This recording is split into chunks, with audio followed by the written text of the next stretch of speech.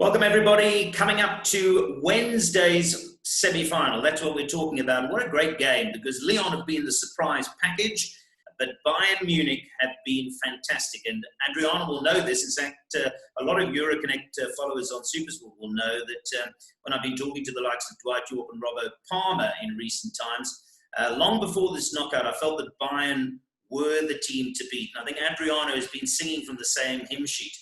Let's start with them because they have just been a sensation to watch. You touched on it yesterday, Adriano. We both feel that Bayern Munich not only are the best side in Europe right now, but they're probably the best side we've seen in Europe for some time. They are incredible to watch, and I'm still in shock, Neil, that I was there to witness their 8-2 demolition of Barcelona. That was similar to Germany-Brazil World Cup 2014. It just could not believe as the goals went in, despite the fact that, as you said, I certainly feel that Bayern are the best team in the world, and I'm not surprised that they did defeat Barcelona. Well, obviously didn't think it would be that easy, but certainly did tip them to win quite comfortably in that match. But look, again, as everyone, they need to come into this match against Lyon respecting the opponent. And I'm sure they will do that. I'm confident they will. But this is a massive opportunity for Bayern to end their mini drought of not having won a Champions League since back in 2013. We're going to have a look at Terry's suggestions a little bit earlier on. But as you know, I spent a bit of time talking to Terry and get his viewpoints from Terry's corner. And he was speaking from his point of view, he's marveling at Bayern is the pace that they have. Just genuine pace. He's talking about the left back, who he told me is Canadian. I actually didn't know that. And just all across the park, their high press and the sensational demolition of Barcelona. We know Barcelona probably over the hill. They may be going the wrong way, but nevertheless, you've still got to demolish them and score 8 goals. But it's done in terms of just pace everywhere on the park. Well, that's exactly right. They're a well-oiled, well-drilled machine. And look, the issues at Barcelona and in Spanish football at the moment is a topic which we can touch on shortly. But for Bayern Munich to put 8 past Barcelona, do keep in mind, Barcelona had never, ever conceded 5+ goals in a Champions League match. So 6, 7, 8. It is incredible what they were able to do. Alphonso Davies is just one story of many. Of course, 19-year-old left back from Canada, was playing for Vancouver. He's made his way over to Bayern and now, well, arguably one of the best left backs in the world. And to be fair as well in that match, not being overly critical of Bayern, but Alphonso Davies didn't particularly have the best match of his season. He was caught out on a number of occasions, and Bayern in the end, it was just too comfortable, too easy, and they still were able to win by 6 clear goals. He did provide that incredible assist for the Bayern 5th goal, I believe, where he waltzed past Semedo and made his way into the area and then played a ball back and it was tapped in. But they are a well-oiled machine. As I said, they have options aplenty coming off the bench. Lucas Hernandez, who was their record signing at left back from Atletico Madrid, he came off the bench, of course. So they have riches all over the park. And, of course, don't forget the man up top, Lewandowski, who now has 54 goals this season across all competitions and would definitely, in my opinion, have won the Ballon d'Or in 2020 had it been awarded. Yeah. Just broadening it beyond Bayern Munich and beyond this semi-final, it's interesting you're talking about left backs and right backs. Of course, in modern football these days, a lot of these players have pace of a winger, the old-fashioned wingers, but they've been modernised, taught, as it were, to play a defensive role. Sometimes they're not that good defensively because naturally they are more of attacking. But the weaponry in terms of the width and the pace going forward, that's what the modern game is about. So a lot of these guys are converted speedsters that when you've got them on the flanks, they may not be the best defenders, but you're going to end up winning games 8-2 and 5-3, and which for viewers is fantastic to watch, I must say. No doubt about that. You only have to look at the transition over the last decade. Quite clearly, the best left back and right back in world football have been the 2 Brazilians, Dani Alves and Marcelo. Obviously, Dani Alves, Barcelona, and then played at Juventus and PSG, and Marcelo with Real Madrid.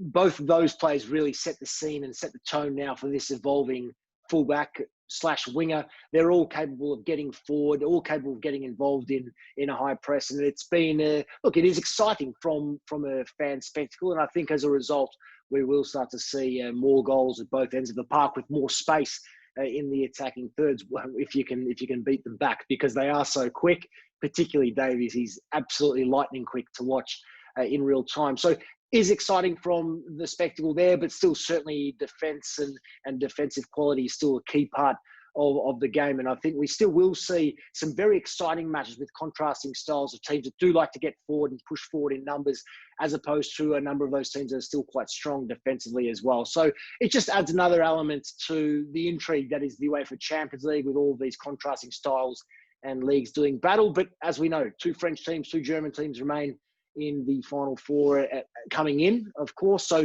something different, something refreshing, and whoever the 2 remain that are in the final, it promises to be a thrilling end to, well, the longest season in European history. So the Lyon situation is interesting because obviously they've looked at the demolition job. They know what Bayern are capable of. However, they're in a territory that nobody expected them to. If you remember when the French league shut down, everybody said, well, they got no chance because they're not going to be playing for 3 months. They're going to be completely not up with the pace. Well, everybody who suggested that have eaten their words. They weren't expected to get past City. And I've got to be honest, if you look at it, maybe you can argue City weren't at the races, maybe Pep's starting lineup, maybe had an eye on Bayern, a lot of excuses, but they comfortably won that game, really. And now they're into a final. They've got nothing to lose. Nobody expected them to get past the semi-final. So it's an interesting situation for them. And I think you started at the broadcast saying, as good as Bayern Munich are, you can't go into any football match being complacent. That is correct. That is absolutely correct. Again, Lyon, Ligue 1 season was cancelled, so they didn't have that to play for.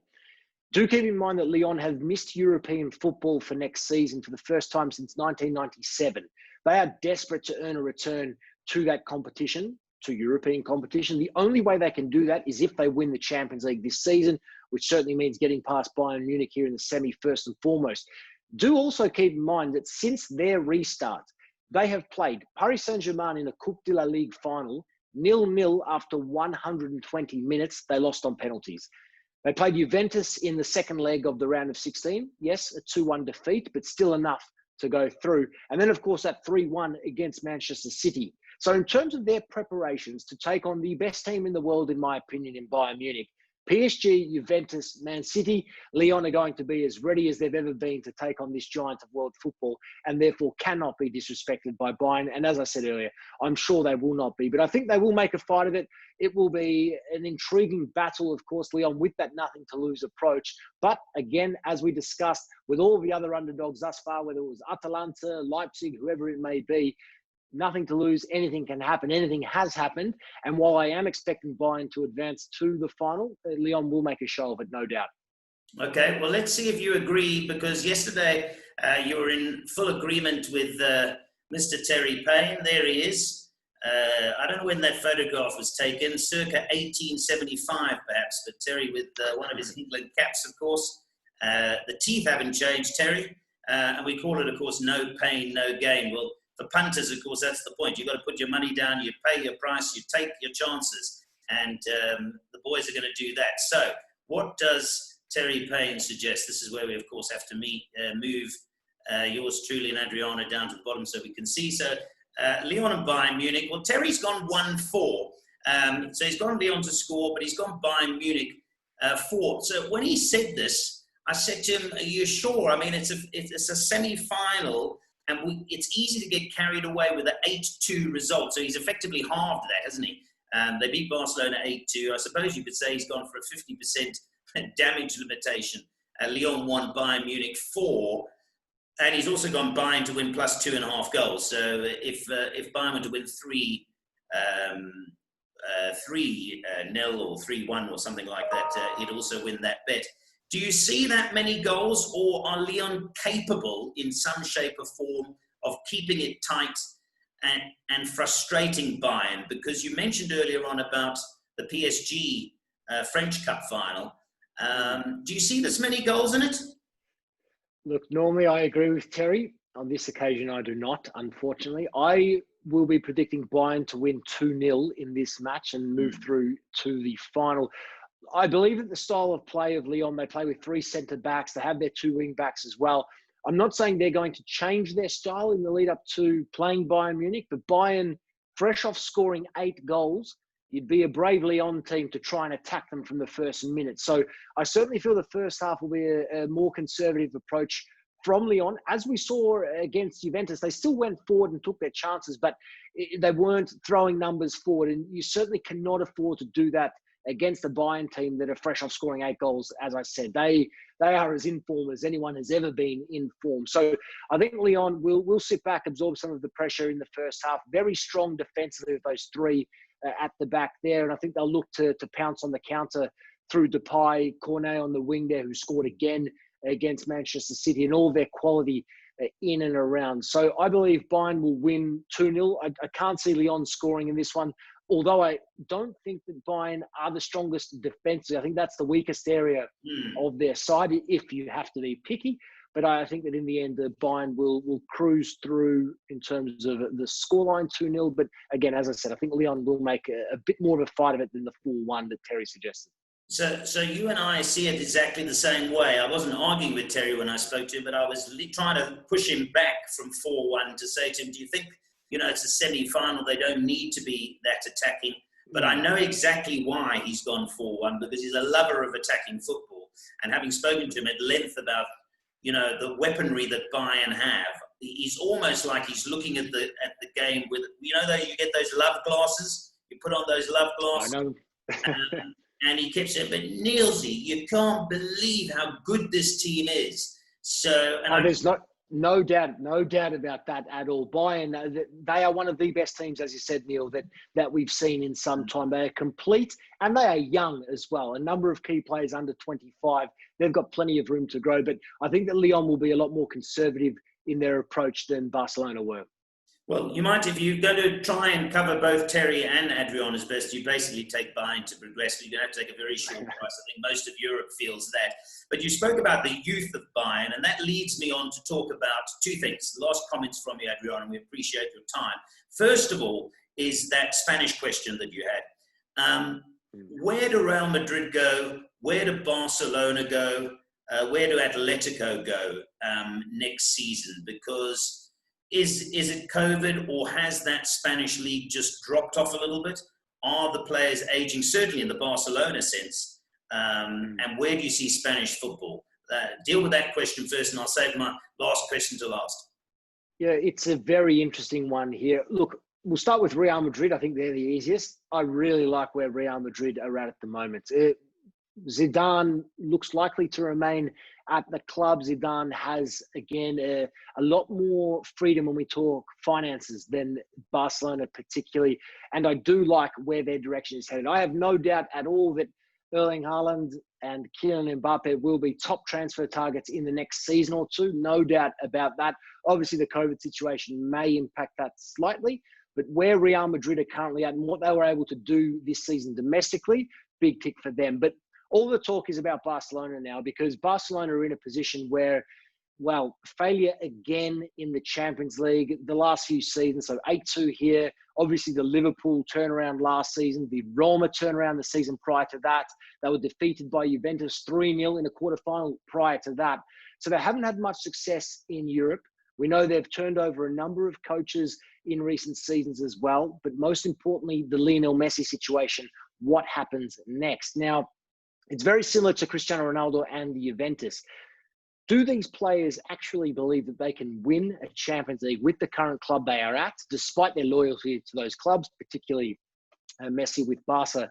Can they win a Champions League in the next couple of seasons? And for me at Barcelona, I just don't see it happening. I don't think they're the strongest in Spain. I certainly don't think, especially when we talk Bayern Munich, that they are capable of becoming the strongest in Europe. And with their money tied up in a number of aging stars, particularly over the age of 30, I just do not see how Barcelona can be successful in Europe again anytime soon. And do keep in mind as well, Neil, they've just offloaded a 23-year-old midfielder in Artur, who was once touted the next Xavi, and they've swapped him to Juventus for Miralem Pjanic, who I'm a big fan of, great player. But Pjanic, another player 30 years or older. So when you throw Pjanic into the likes of Piqué, Luis Suarez, Lionel Messi, Ivan Rakitic, Sergio Busquets, it's an aging squad, and I don't see a positive future or immediate future anyway for Barcelona. So I do think Lionel Messi, according to what we're hearing, will be considering his options elsewhere. And whether it's Inter Milan, Manchester City, Paris Saint-Germain, time will tell. But an interesting time for Spanish football. Yeah, I think you're spot on. I think they've thrown the baby out with the bathwater, literally, because they've got some babies gone and some bathwater still left that's aging. One thing's for sure, none of us would mind being Gareth Bale getting paid for not doing much playing golf in your backyard.